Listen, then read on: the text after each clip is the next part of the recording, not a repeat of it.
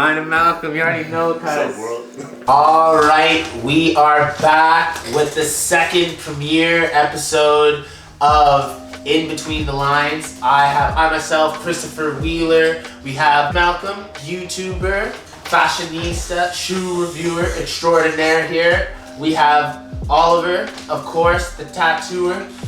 Getting it done on the right side here. So, without further ado, MindOfMalcolm, thank you very much. Thank you for inviting me. Keep that on still though, you know. I got you. Don't move that for the rest of the tattoo. Yeah.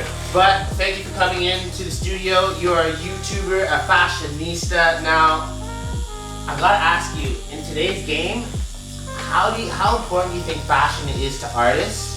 And where do you see fashion taking you yourself in the future? That's a deep question, man. At a surface level, fashion defines your character. Prime example, if you look at someone like A$AP Rocky versus someone like Kanye, you can tell what stage of their life they're at. Kanye's in dad mode, super baggy attire, chunky shoes, chunky outerwear.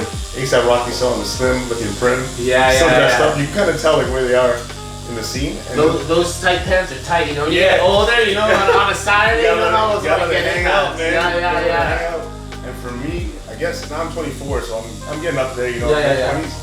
I dress totally different than when I was in high school. How were you dressing when you were in high school? Everything was sportswear, track pants, you know, typical ball stuff, soccer stuff. Now it's like you just want to be comfy, but look good still. What influenced you to get to your style today? So you said you're more of a sports track star in high school. Yeah.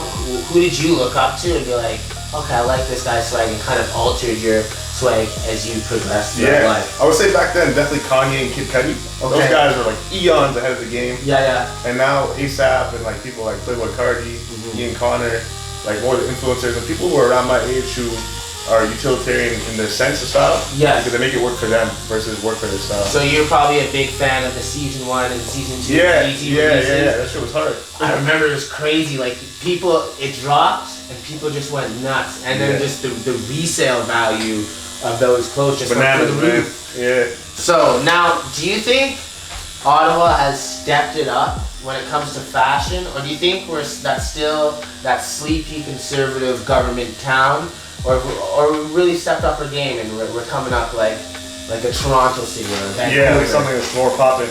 Honestly, man, I think Ottawa is a Venn diagram. Okay. A Venn diagram of being the people who have it and the people who don't. So it sounds kind of like conceited, but all the people who have it seem to hang out together. It's filming their faces, like people know this tattoo shop because like it's in the know, and people are cool and go here get tatted. You know what I mean? But then people who don't have it strive for it, and then they kind of like make a mockery or kind of make fun of it because it's so abstract. So I think we're going in a good way because music's a lot better here now. Fashion's a lot better here now, and like concerts and stuff are happening more prominently. Yes, they are. You know what I mean? Now you say fashion has stepped it up, so let me ask you this. Yeah.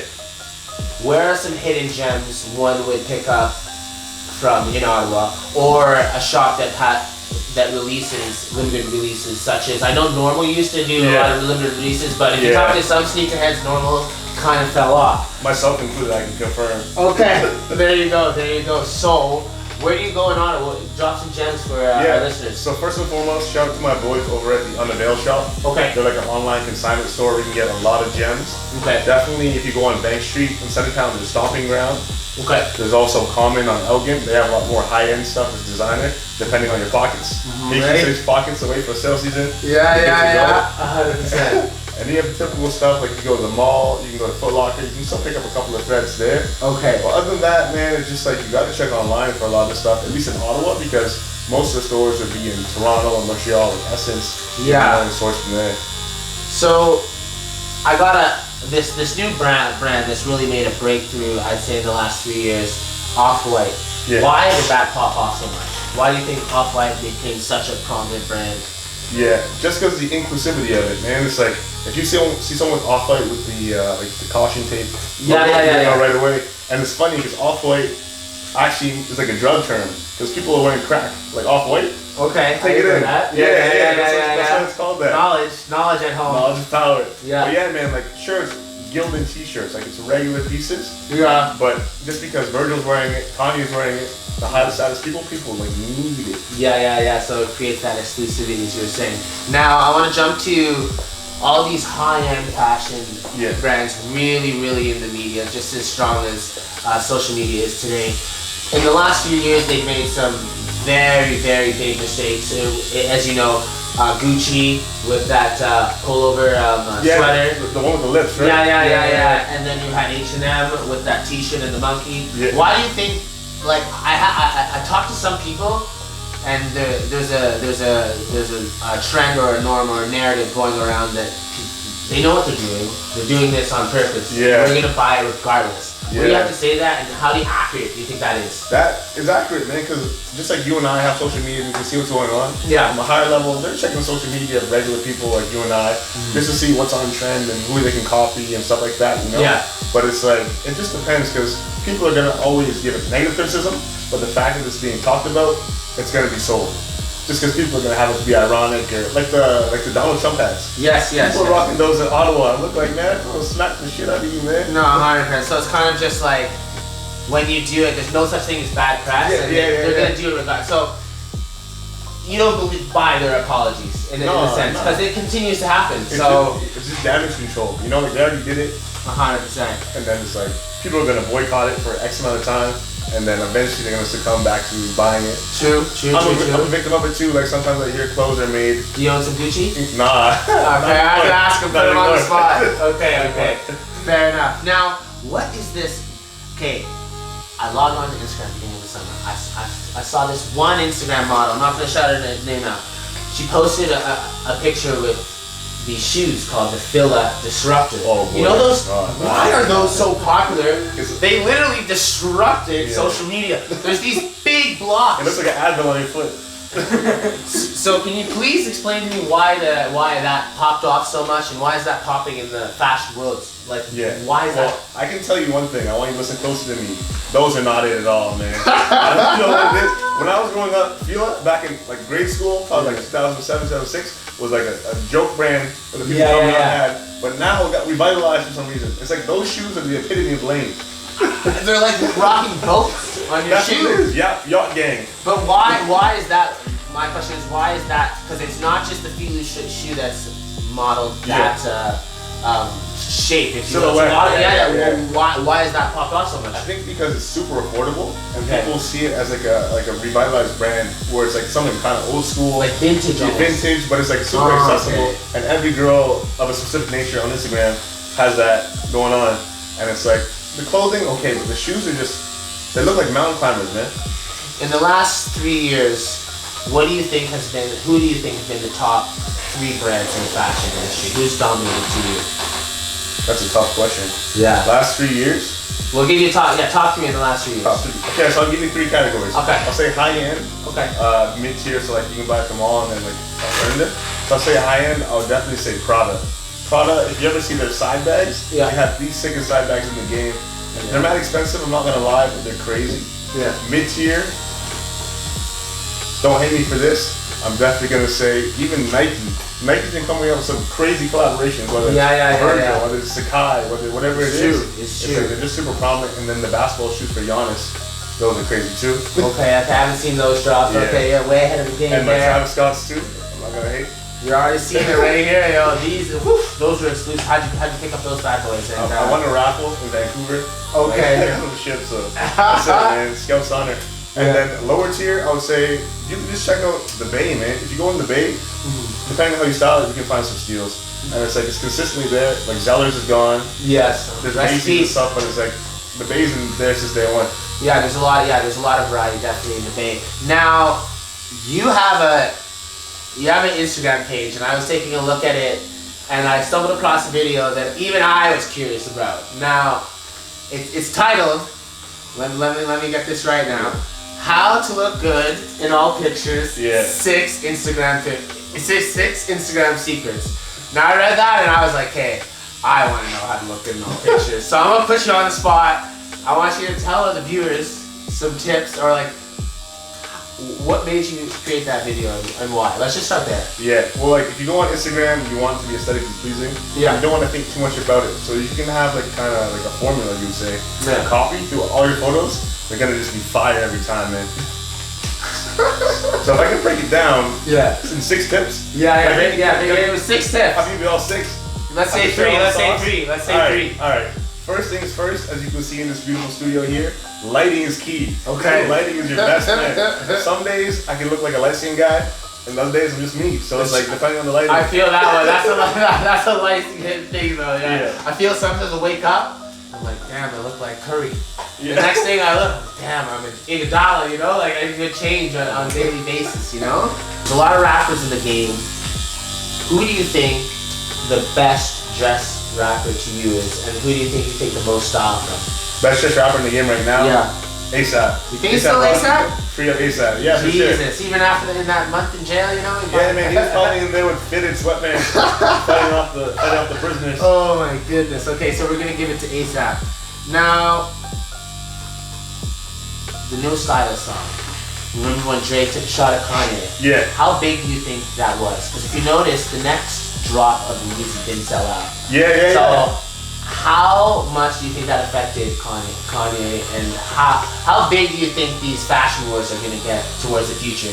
Because you got Drake dropping more OVO stores. Yeah. Obviously not as big as the Yeezy X, but he's coming. So how do you think that affects just social media, and how do you think that's going to go? I think it's just gonna, like, it's a tidal wave effect.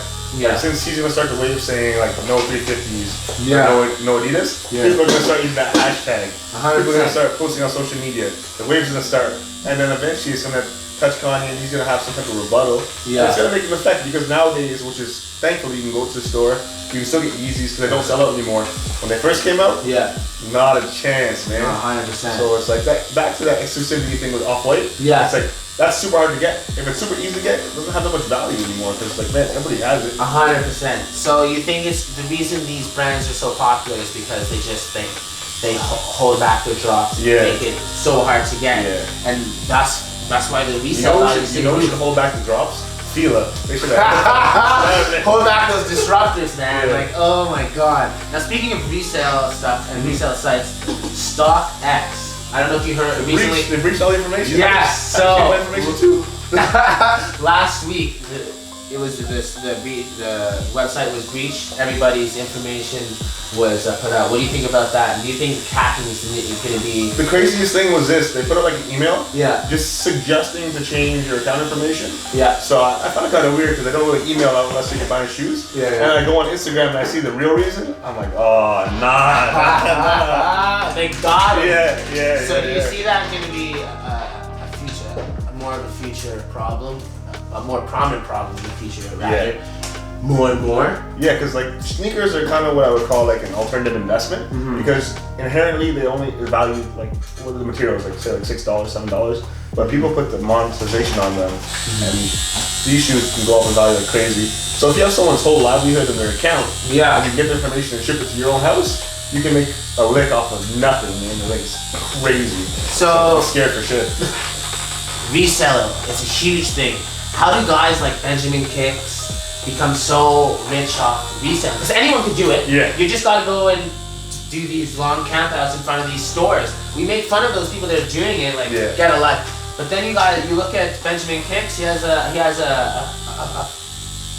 He's worth over $1 million. But his shoe collection alone is just worth over $1 million. Yeah. So he's way richer. So how does that happen? Well, for him, business is booming. So as long as you have the money up front, like initially, that's all it takes, man. If you have the money in a product and you know the right guys, like 1 or 2 people, you're gonna get on pretty quickly. So some people resell like 1 or 2 things here and there, but if you resell something for $10, but you have 10 of them, it's a lot higher profit. You know what I mean? So it's basically about being there first. You said you have to know someone, so not anyone can just do this. Not any scrub can finesse, man. Okay, so you can't just. Phil over there just can't pick up a pair of sneakers and put them on eBay and start running around and resell. No, because like people think it's easy when you have a sneaker in hand, but that's probably the easiest part. The hardest part is selling it for a price that you know that's going to be like the top market value, and that you won't kick yourself like months down the line thinking you could have got like a couple more $100 because you didn't wait on it.